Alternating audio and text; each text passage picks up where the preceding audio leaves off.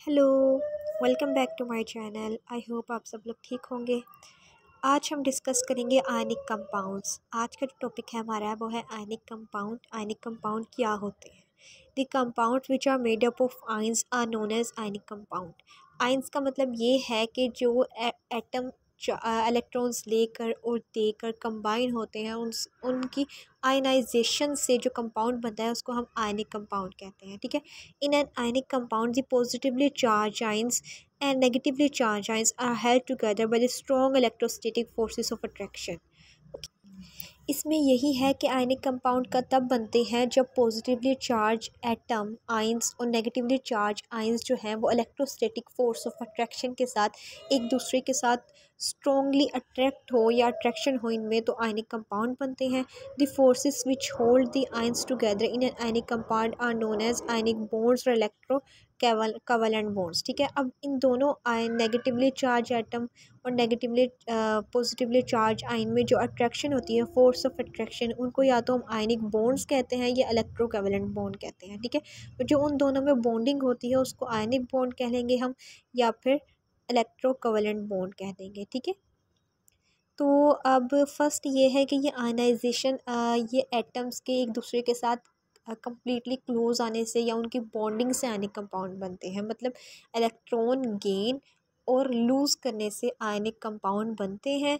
और इनमें जो आयंस बनते हैं या फिर बॉन्ड बनते हैं, ये एक दूसरे के अट्रैक्शन या फोर्स ऑफ अट्रैक्शन होती है इनमें, वो बहुत ज़्यादा स्ट्रॉन्ग होती है। और फोर्स ऑफ अट्रैक्शन को या फिर उस बॉन्डिंग को हम आयनिक बॉन्ड कहते हैं, नहीं तो हम कहते हैं electrocovalent bonds. Okay.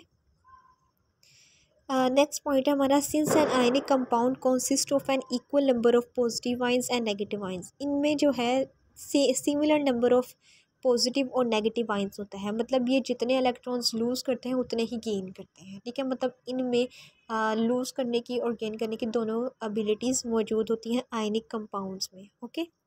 Overall charge of N ionic compound is zero. जब हमारा पॉजिटिव चार्ज और नेगेटिव चार्ज इक्वल हो जाता है तो इसका ओवरऑल चार्ज जो है वो ज़ीरो हो जाता है, मतलब न्यूट्रल हो जाता है। ओके। और इनका तो ना तो पॉजिटिव चार्ज ज़्यादा होता है ना तो नेगेटिव चार्ज ज़्यादा होता है। दोनों का जो चार्ज होता है वो न्यूट्रल हो जाता है और फिर ये ज़ीरो बन जाता है। एग्जाम्पल में हम देख सकते हैं, एग्जाम्पल है सोडियम क्लोराइड की और पोटाशियम क्लोराइड की। ठीक है। पोटाशियम क्लोराइड और सोडियम क्लोराइड। अब सोडियम क्लोराइड की हम एग्जाम्पल देख लेते हैं। मतलब सोडियम Na, जैसे यहाँ शो हो रहा है, सोडियम और क्लोराइड दो हमारे एलिमेंट हैं। इनके कम्बिनेशन से NaCl होता है। NaCl बना है तो आप देख सकते हैं ना तो सोडियम के ऊपर कोई चार्ज है ना तो क्लोराइड के ऊपर। ठीक है। इसका मतलब है कि इनकी दोनों की जो आयंस हैं वो सेम है और ये न्यूट्रल हो जाता है। ठीक है। ज़ीरो हो जाता है। During the formation of NaCl, one electron is transfer from a sodium atom to a chloride atom. ठीक है। एक एटम जो है वो सोडियम के पास ज़्यादा होता है। ठीक है। वो ज़्यादा होता है तो वो इसको दे देता है, उसका जो ऑर्बिट होता है या शेल होता है, लास्ट वैलेंस शेल होता है, वो कंप्लीट हो जाता है और इसका भी कंप्लीट हो जाता है। ठीक है। उसकी सोडियम जो है वो यहाँ पर दे देता है, उसका पॉजिटिव चार्ज उसका नेगेटिव चार्ज होता है, दोनों का सेम चार्ज हो जाता है तो वो न्यूट्रल हो जाता है। ठीक है। तो इसी वजह से अब आप देख सकते हैं कि during the formation of NaCl, जैसे ये एरो से दिखा रहा है, one electron is transfer from a sodium atom to a chloride atom. जैसे क्लोराइड के पास एक इलेक्ट्रॉन कम होता है अपना वैलेंस शेल कंप्लीट करने के लिए, तो वो सोडियम से ले लेता है। सोडियम के पास लास्ट वैलेंस शेल में सिर्फ एक इलेक्ट्रॉन होता है और उसको 7 की ज़रूरत होती है। तो 7 तो उसको मिलते नहीं है, तो वो अपना एक इलेक्ट्रॉन जो है वो क्लोराइड को दे देता है, उसका वैलेंस शेल कंप्लीट जो होता है और इनकी दोनों की बॉन्डिंग हो जाती है। In general, a cation will react with an anion to acquire a full valence shell। अब इसमें देख सकते हैं, मैंने आपको बताया कि उसके पास एक इलेक्ट्रॉन होता है लास्ट वैलेंस शेल में। वैलेंस शेल में एक इलेक्ट्रॉन होता है और उसको 7 इलेक्ट्रॉन्स की ज़रूरत होती है अपना वैलेंस शेल कंप्लीट करने के लिए। तो उसको 7 कहीं से नहीं मिल सकते, तो इसलिए वो अपना इलेक्ट्रॉन क्लोराइड को दे देता है ताकि वो अपने 7 उसके पास ऑलरेडी होती है वैलेंस शेल में, तो वो 1 लेकर 8 पूरे करके अपना वैलेंस शेल कंप्लीट कर लेता है। ठीक है, तो उसका वैलेंस शेल है वो फुल हो जाता है और यहाँ पर भी अपना इलेक्ट्रॉन देने के बाद उसका भी वैलेंस शेल कंप्लीट हो जाता है। उसके पहले से ही 8 सेकंड लास्ट वैलेंस शेल में मौजूद होते हैं। ठीक है, तो इस तरह करके एनायन और कैटायन रिएक्ट कर लेते हैं और हमारी जो बॉन्डिंग होती है वो स्ट्रॉन्ग हो जाती है और आयनिक कंपाउंड फॉर्म हो जाते हैं।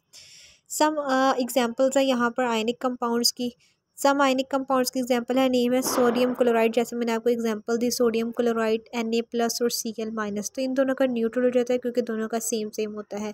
तो इसी तरह ammonium chloride, magnesium chloride, calcium chloride, magnesium oxide, तो इस तरह करके हमारे डिफरेंट आयनिक कंपाउंड्स जो है वो फॉर्म होते हैं। ठीक है, तो ये था हमारी आज का टॉपिक अबाउट आयनिक कंपाउंड।